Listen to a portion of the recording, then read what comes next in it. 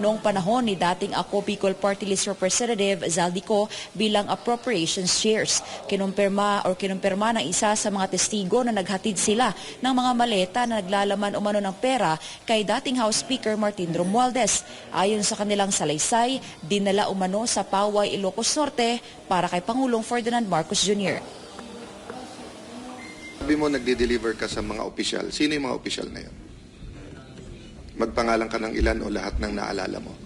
Ang naalala ko, sir, si dating Speaker Martin Romualdez po. Meron po kaming video at saka mga pictures, Your Honor. Bukod kay dating speaker, sino pa? Na yung personal mo alam hindi makasama mo, ikaw mismo. Saka kay, yung dinala po sa Ilocos. Kami po yung nagdala doon sa Delta Gate, hangar sa Pasay.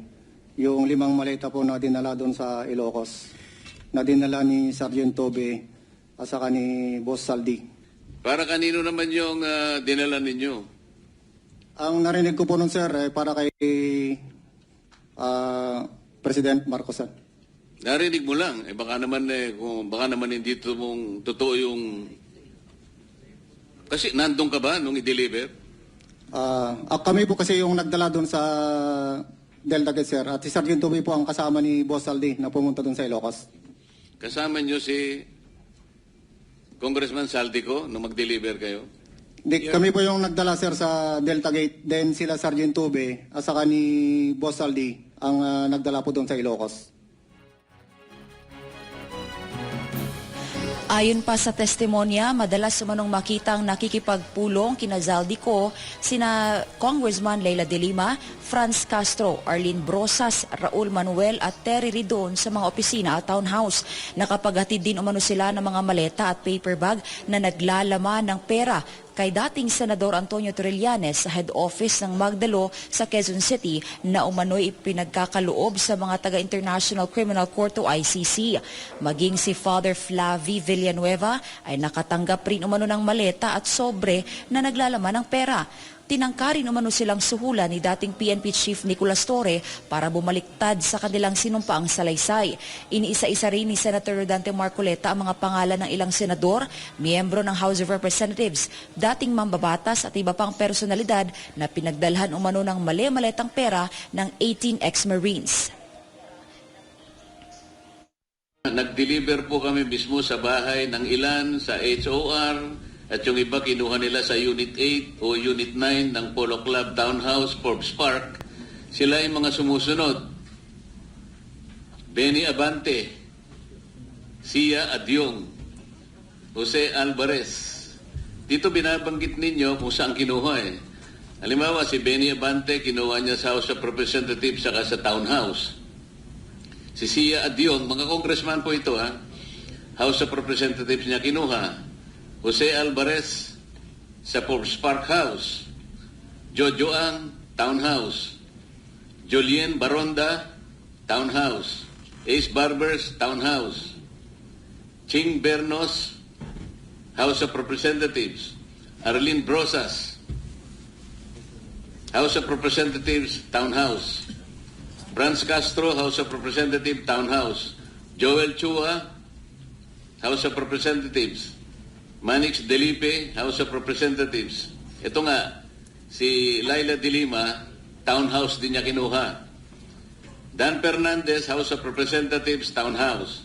Janet Garin, House of Representatives, Townhouse. Don Gonzales, Townhouse. J. Konghun, House of Representatives at Townhouse. Jervil Luistro, House of Representatives. Raul Manuel, House of Representatives and Townhouse. Ito yung mga makabayan group na sinasabi ni Senate President kanina eh. Raul Manuel, Franz Castro, Arlene Brosas. Ito yung makabayan block. Paulo Ortega, House of Representatives. Joseph Paduano, House of Representatives, Townhouse. Stella Kimbo, House of Representatives, Townhouse and Residence. J.J. Suarez, House of Representatives. Erwin Tulfo, Green Hills, House of Representatives. Itong lahat po ng binanggit ninyo na mga ngayon ay naglilingkod na miyembro ng House of Representatives, yung iba naman ay wala na.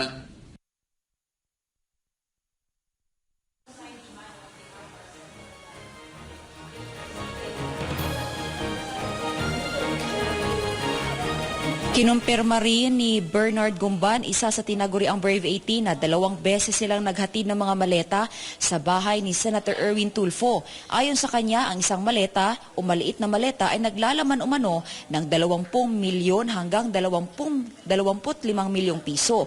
Habang isang medium size ng maleta naman ay laman na may 40 million pesos hanggang 50 million pesos. Nakapag-deliver po ko doon kay Senator Erwin Tulfo ng 2 beses.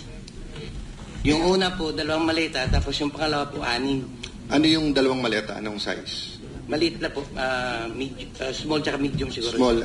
Ano ulit laman ng small?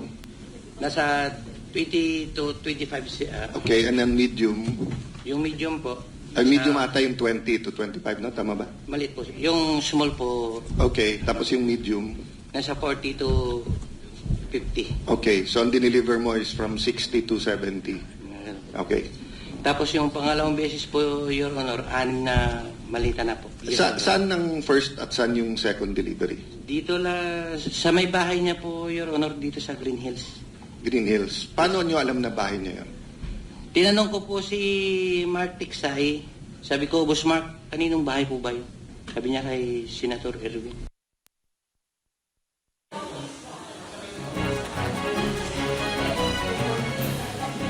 Apat na large na maleta rin di umano ang hinatid kay Senator Tito Soto noong 2024 bago ang campaign period. Ipinakita rin sa pagdinig ang mga larawan kung saan nakasakay sa helicopter sina Soto at Lacson na pagmamay-ari umano ni Zaldico.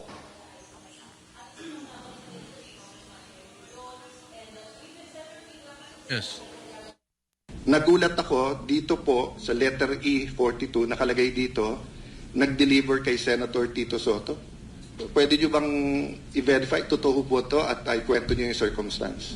Sige, sir. Yung time na yan, Your Honor, advance team kami, Your Honor. Nauna kami sa area kasi in-advise na kami ng team leader namin na mag-proceed na sa building ni Tito Soto sa Baclaran. So, after lunch, nandun na po kami aboard. Ngayon, nag-aantay kami na dumating sila ni Boss Saldi. Pero na dumating sila, ngayon, na okay na yung area, narigo na namin. Pagdating nila, na ako nag-guide po dun sa baba. Parang may basement sa gilid po. And dumiretso yung limo ni boss, umikot. Tapos nag-drop off. Tapos umakyat sa parang hagdanan, Your Honor. At tapos may elevator. So, ilan ang dineliver? Mga 40 to 70 po yung... So, isang maleta lang. 5 po, 5. 5 maleta?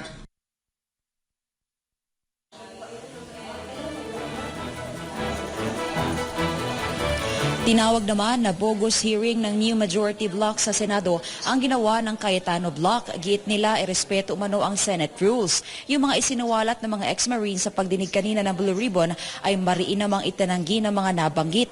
Itinanggi ni Senator Tito Soto ang aligasyon dahil hindi raw siya senador noong 2022 hanggang 2025 gaya ng nabanggit. Itinanggi rin ni Senator Erwin Tulfo ang mga aligasyon laban sa kanya at sinabi niyang sham hearing daw ito at hindi recorded dahil sa illegal umano ang pagdinig. Tinawag din niyang malaking kasinungalingan ng mga alegasyong tumanggap umano ang senador ng mali-maletang naglalaman ng pera. Samantala, Kyle, nagpadala naman ang Blue Ribbon Committee o ang bagong Blue Ribbon Committee Chairperson na si Senator Erwin Tulfo ng imbitasyon dito kina Attorney Lavito Baligod at sa 18 ex-Marines para sa isasagawang flood control probe ng komite sa Lunes, June 8 at invited din dito ang lahat ng mga senador sa naturang hearing. Kyle. Maraming salamat, Angel Pastor, sa detalye ng iyong balita live.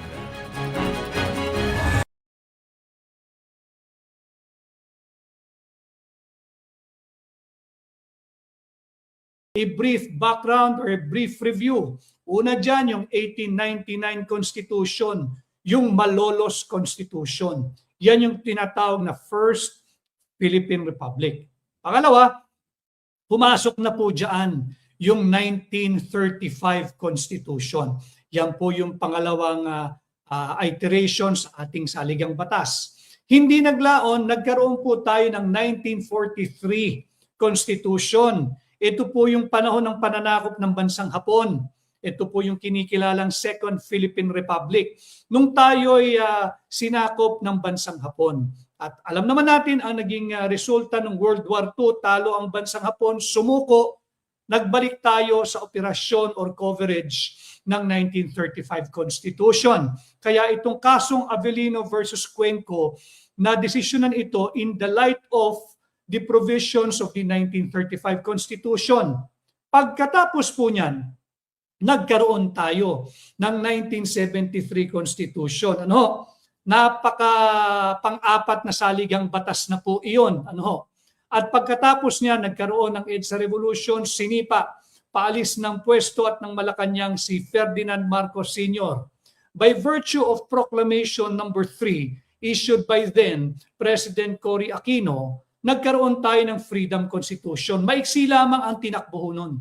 Dahil nga habang hinuhulma, habang pinagdedebatihan ng Constitutional Commission yung panukalang saligang batas natin, meron munang umiiral na Freedom Constitution. Again, pinanganak yan by virtue of Proclamation number 3 issued by then President Cory Aquino. Hindi naglaon, eto na, yung 1987 Constitution. Yan pa rin hanggang ngayon ang umiiral. Ano ang sinasabi ng ating saligang batas pagdating diyan sa pagpili ng liderato ng Senado? Again, Senator Alan Peter Cayetano is not a friend of mine. Ito'y objektibo natin dahil itong layunin ng hakbang ng maisog ay yung ating to uphold, to defend, to respect our Constitution. Malinaw po sa Article 6, Section 16, Paragraph 1 ng ating saligang batas na ang Senado ay binubuo ng 24 na senador.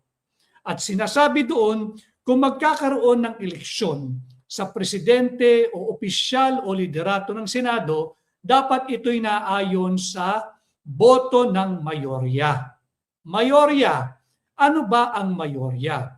Sabi sa ating saligang batas, by a majority vote of all its respective members. Pag sinabi mong all, lahat. Pag sinabi mong lahat, patungkol sa Senado, 24. There are 24 senators in our republic, in our system of government. Malinaw yan. Kaya si Alan Peter Cayetano ay naging Senate President sapagkat naihalal siya ng 13 senador noong May 11. Ngayon, mayroong nangangahas kunin o agawin ang liderato mula sa kasalukuyang mayorya ng Senado. Pwede naman ho yan. Ganyan naman ang buhay sa Senado eh. Maya't maya, pag ayaw nila, hindi nagkasundo, nagpapalit ng liderato. Subalit, if I may use the words and the wisdom of then Chief Justice Manuel Moran. Chief Justice Manuel Moran is an eminent jurist. Respetado ito nung kanyang kapanahunan magpahanggang sa ngayon.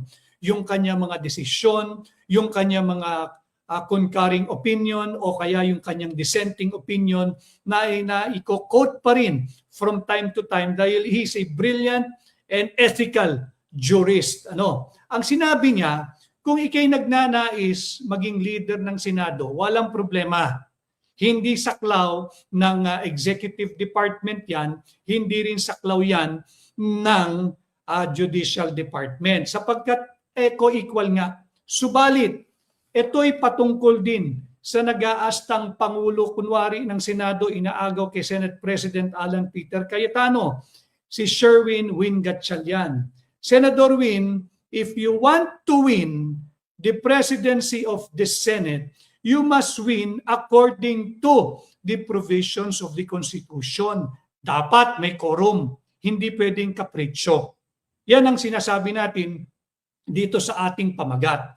Quorum, hindi capriccio. Ulitin ko ha, yung pagpili ng mayorya, kagaya ng posturing ni Senator Win Gatchalian, Senator Win, in order for you to claim victory, you must win your victory as Senate President in accordance with the Constitution, no less. Hindi pwedeng kapritsyo. Kailan pa naging mayorya yung 12 ng 24? 24 divided by 12 is 24 divided by 2 is 12.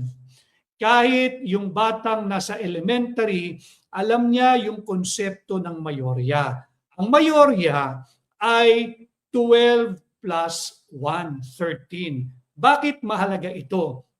Sapagkat sa ginagawang pagdinig ng Blue Ribbon Committee hearing, hindi dapat dalawa ang Blue Ribbon, hindi dapat dalawa ang Senado. Isa lang ang Senado at sa kasalukuyan ang kinikilala, ang kinakatigan ng batas at ng ating saligang batas na mayorya ay ang mayorya na pinamumunuan ni Alan Peter Cayetano. Mali po yung nagsasabi ayon sa kaso ng Avellino versus Cuenco. Bakit po mali? Hindi dinesisyonan ng Korte Suprema ang usapin pagdating sa quorum. Bakit? Again mga kababayan, ang desisyong ito, March 4, 1949, ito'y nadesisyonan sa ilalim ng 1935 Constitution.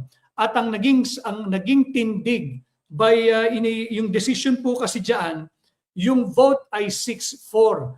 6 ang nagsabing i-dismiss ang petisyong yan. Bakit? Simpleng kadahilanan. Ito raw ay political question at ito'y labas sa kapangyarihan ng noon Korte Suprema by virtue of the 1935 Constitution that was operative at the time the case of Avellino versus Cuenco was decided. So malinaw doon na wala pa yung kinikilala natin sa kasalukuyan sa ilalim ng 1987 Constitution, yung Article 8, Section 1 of the 1987 Constitution, yung tinatawag na expanded jurisdiction of the Supreme Court. Ngayon, yung seemingly ay political question, maaari ng pasukin, maaari ng desisyonan at pwede ng hatulan ng ating Korte Suprema kung merong aligasyon na yung isang branch, instrumentality, or agency of a government acted in excess of or lack of jurisdiction. Malinaw yan. So yung expanded jurisdiction ng ating Korte Suprema ngayon, wala yan dati sa ating 1935 Constitution. Kaya yung Avellino versus Cuenco, wala pong naging desisyon dyan ang nooy Korte Suprema sapagkat simple ang kanila. Nag-sidestep, iniwasan yung issue. Ayaw nilang ma-involve. Ang sabi nila, respeto namin sa co-equal branch of government, ito ay hindi justiciable question, ito ay beyond the commerce of the court, ito ay political question, ayaw naming manghimasok. Ngayon, present day, forward, ito pa rin ang ginagamit ng mga makakapritsyo ng grupo ng nais maging pinuno ng Senado nang hindi nananalo sa isang demokratikong pamamaraan ng eleksyon ng mayorya na miyembro ng Senado. Malinaw yan. Mali po yung invocation of Avellino versus Cuenco. Malinaw sa atin na pagka ang requirement na ng constitutional quorum ang kini-question, ito ay isang judicial question. Tanong, sino ang dapat magpetisyon sa Korte Suprema? Dapat ba yung kasalukuyang Senate President o yung nag-aastang Senate President? Sa aking pong mata, sa aking pananaw, bilang taong Pilipino, bilang abogado, wala pong dapat gawin ang kasalukuyang mayorya ni Senate President Alan Peter Cayetano. If someone would want to challenge it, it should be the group of Sherwin Gatchalian, Senator Sherwin Gatchalian. Sila ang dapat tumakbo sa Korte Suprema. Balit, alam naman natin na hahaba pa yan hanggat si Alan Peter Cayetano ang Senate President, dapat magtuloy-tuloy ang pagdinig ng Blue Ribbon Committee sa pamumuno ng chairperson nito na si Senadora Pia Cayetano at ang subcommittee chair or head na si Senador Dante Marcoleta. Hanggat hindi sila napapalitan, sila ang dapat kilalanin na liderato, tunay na liderato ng Senado na nagmula sa tunay na quorum na 13 senador na bumoto, hindi sa kapritsyo ng mapang-onseng senador na ngayon ay naging 12, bagamat sila'y kolorum, nagpipilit na maging quorum. Kaya ang ating pong pamagat, quorum, hindi kapritsyo. Why are we espousing quorum, hindi kapritsyo? Dapat quorum, hindi kapritsyo. Dapat quorum, hindi kolorum. Bakit? Because as a Filipino, ang gusto natin umunlad ang ating bansa. Uunlad lamang ho tayo if we will all work collectively as a nation, as a people, lalo na yung ating mga halal na mambabatas, halal na leaders natin hanggang local government units. We should all strive, we should all aspire for, and we should all consciously work for a long-term constitutional stability. Yung ginagawa ngayon na pagpipilit umano ng quorum kahit ito'y dahil lamang sa kapritsyo at wala naman talagang quorum, hindi po iyan makakatulong sa ating kinalalagyan ngayon na meron tayong energy crisis, meron tayong economic crisis, hindi na natin kinakailangan dagdagan ito ng political instability or political crisis. Malinaw yan. We should not be happy or we should not strive for an immediate. So bagamat, agad-agad man ito, bagamat ito isang short-term political victory at the expense of long-term constitutional stability. Huwag tayong pumayag dyan. So sa akin pong pananaw, ang ating topic ngayon, quorum, hindi kapritsyo. Si Senator Alan Peter Cayetano pa rin ang namumuno bilang tunay na halal na Senate President. Basihan, tingnan ho ninyo yung Article 6, Section 16, subparagraph 1 ng ating saligang batas. Basahin ko na lang ho. The Senate shall elect its President by a majority vote of all its members. Pag sinabi mong all, 24.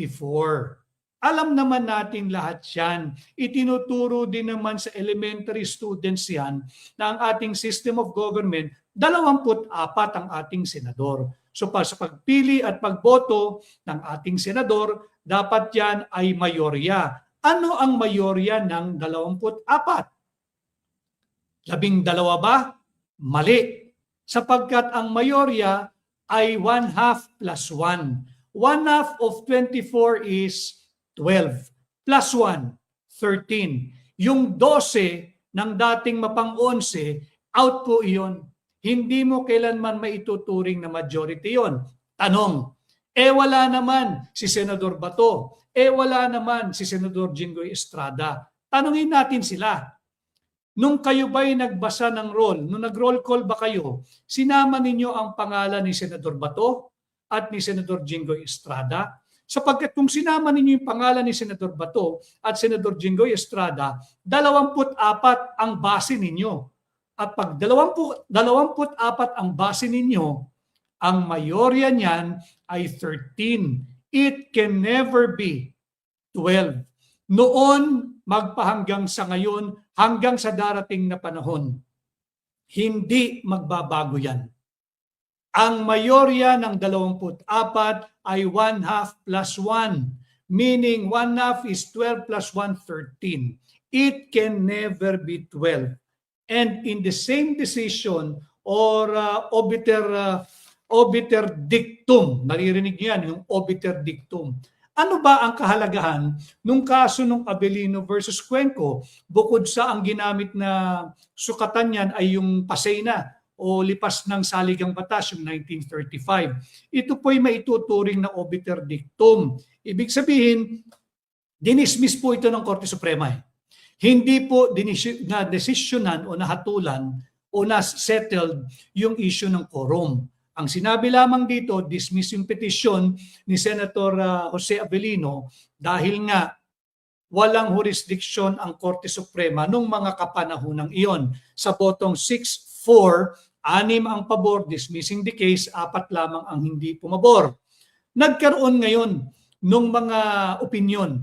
Yung iba panig na opinion, yung iba na may dissenting opinion, kung saan nabanggit o na talakay yung mga issue ng quorum.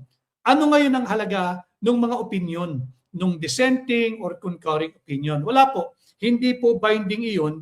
Yung obiter dictum, ibig sabihin lamang po nun, something said in passing. Meaning, ito yung pagmumuni-muni na ito yung mga sana dapat ganito o yung mga hypothetical positioning ng mga mahistrado noong 1949 nung umabot sa Korte Suprema ang kasong ito. Ito po yung simpleng obiter dictum. Ulitin ko it's a Latin term. Sa English pa ay ibig sabihin something said in passing. Hindi ito legally binding.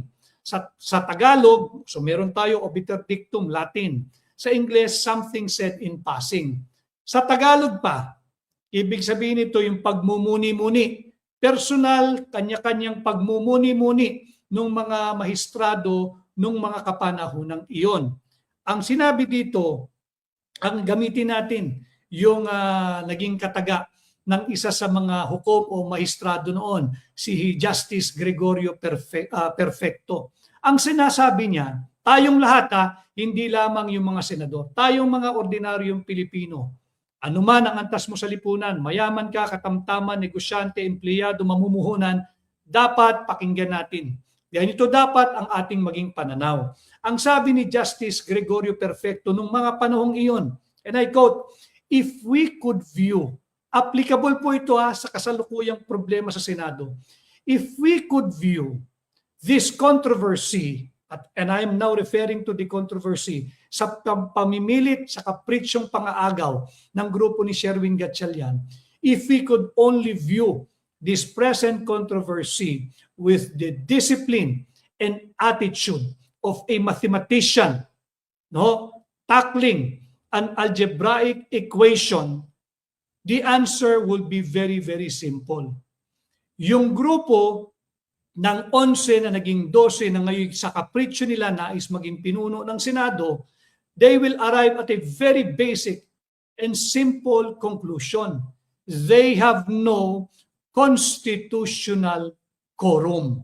Wala silang constitutional quorum. Ulitin ko if we could only, lahat tayo, all of us, if we could only view this controversy in the Senate now with the attitude and discipline of a mathematician who is tasked to provide an algebraic equation, this answer will be very, very simple. The answer will be very, very simple.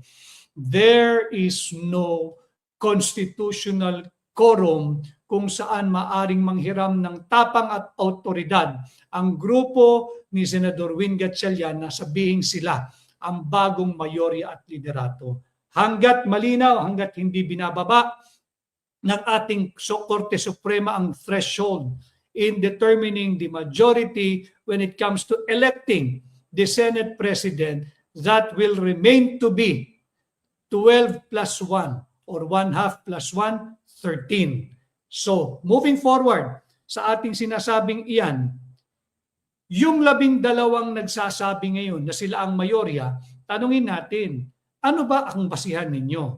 Kayo ba'y constitutional quorum 12 o unconstitutional na quorum 12 pa? Mahalaga ito sapagkat we cannot afford na magkaroon tayo ng 2 Senado, each side claiming to be the majority, each group claiming to be or to enjoy the support of the majority. Hindi malayo na ito'y aabot sa Korte Suprema. At sana pag ito'y umabot sa Korte Suprema, hindi iwasan ng Korte Suprema na sagutin ang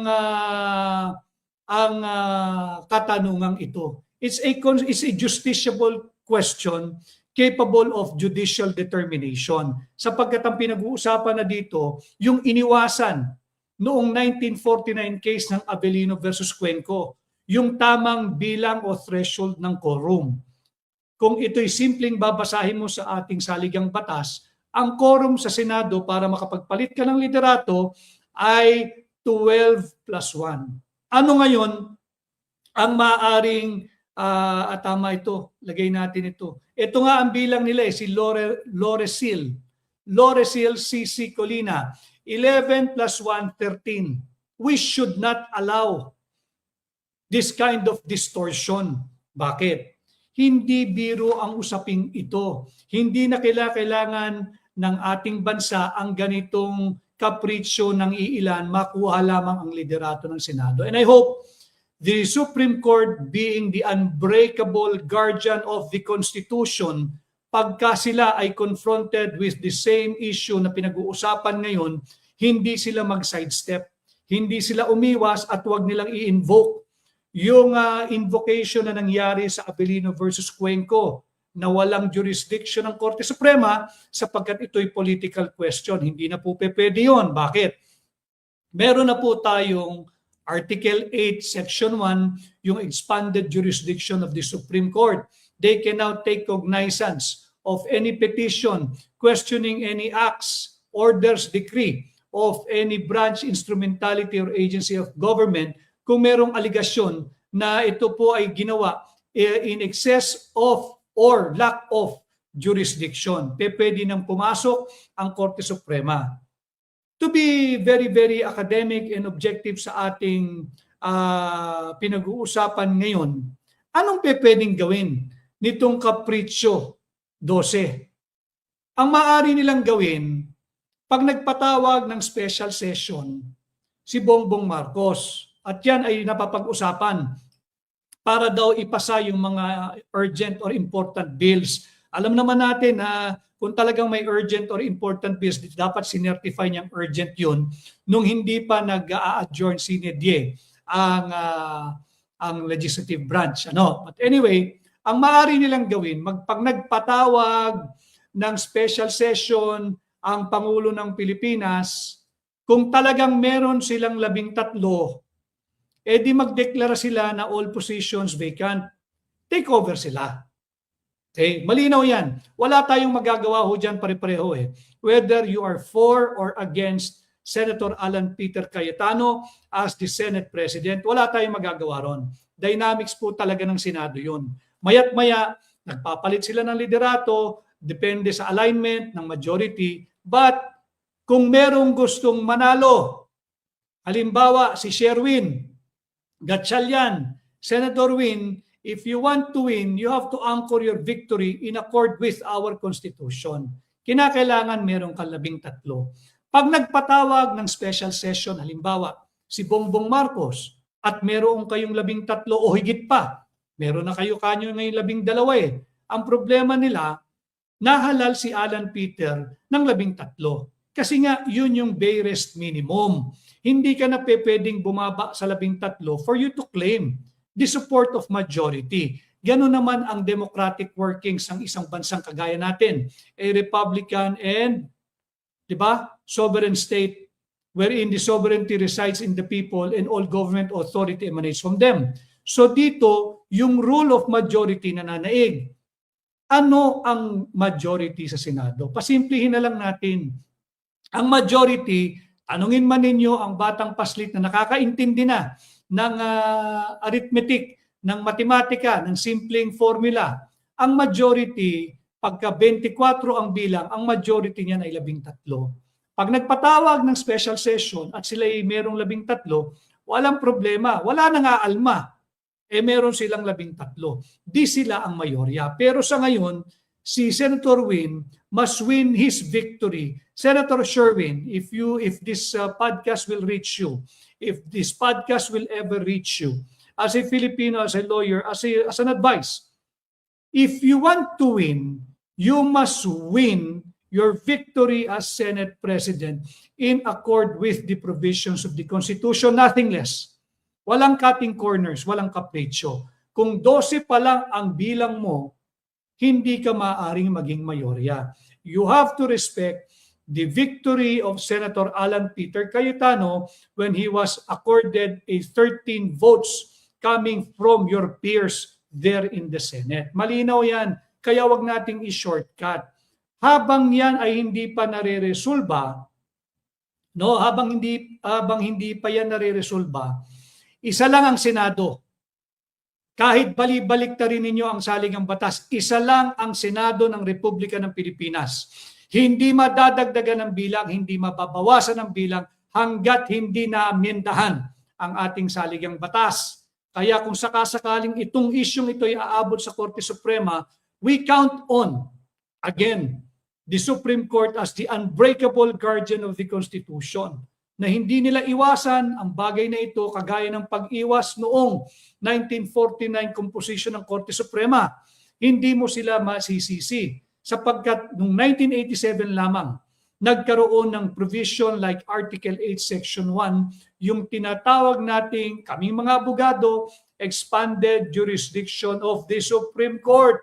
Maaari na silang pumasok ngayon sa mga petisyon o tanong o katanungan o question na papasok doon sa kanilang expanded jurisdiction.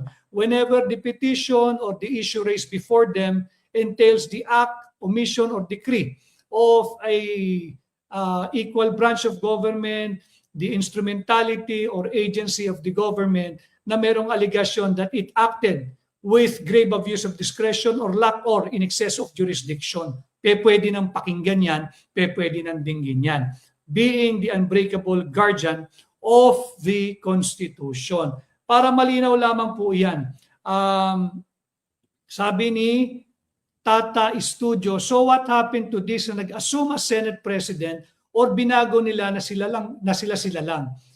Sa aking mata bilang abogado at bilang Pilipino at bilang estudyante ng batas at estudyante ng politika kagaya ninyo, walang personalidad itong 12 na nag-a-assume umano ng mayorya o ng liderato base lamang sa kanilang kapritsyo. Litin ko wala tayong magiging debate, wala tayong pag-uusapan, hindi na kinakailangan umabot sa Korte Suprema, hindi na kinakailangan questionin at ma-question ang constitutionality ng ginagawa nilang posturing as the new majority kung meron silang 13. Tanong, paano sila magkakabutuhan? Naka-adjourn naman sinedye ang ating Senado. Pag nagpatawag ng special session ang ehekutibo, may solusyon naman sila Pwedeng magpatawag ng special session si Bongbong Marcos bilang Pangulo ng Pilipinas. Bala na sila kung anong justification nila. Anong kunwari ipapasa, ano yung mga urgent bills na dapat sana ipasa, nung regular naman ang takbo ng Senado, wala namang sinecertify na urgent. Magkaganoon pa man, maaari niyang gawin yun. Prerogative yan ng executive branch acting through the President. At pag humiling siya ng special session, maaari na ngayon magdeklara ng bakante ang lahat ng posisyon sa Senado. Kung meron ng 13 itong grupo ni Sherwin Gatchalian. Kung wala pa rin, mananatiling Senate President si Senate President Alan Peter Cayetano. No, kahit na ikulong mo pa si Jinggoy, kahit pa hindi present or absent lagi si Senator Bato dahil nga alam natin yung issue that is confronting him. No, bakit? Ang magiging basihan yung ating saligang batas. Balik-balikan lang ninyo yung ating saligang batas.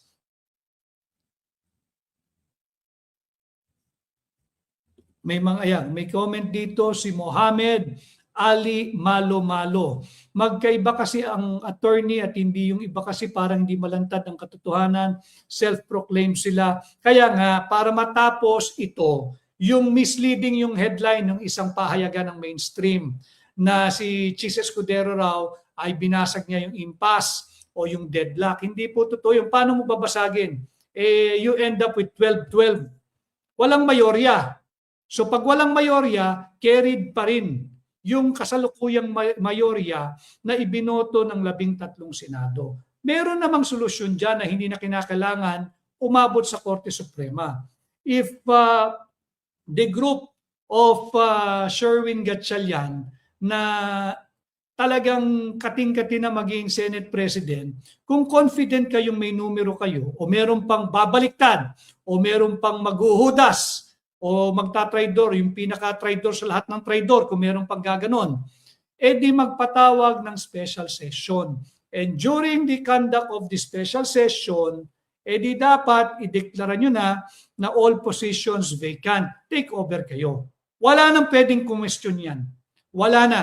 And I think, as a man of law, kahit si Senator Alan Peter Cayetano will not question yung lawful takeover. Bakit? Magagamot nila yung ginagawa nila ngayon, yung kawalan ng constitutional quorum. Alan Peter Cayetano assumed the Senate presidency on the basis of a constitutional quorum. Itong isang grupo na ang basihan lamang ay kapritsyo at hindi quorum, kaya binabansagang quorum 12 tuloy sila.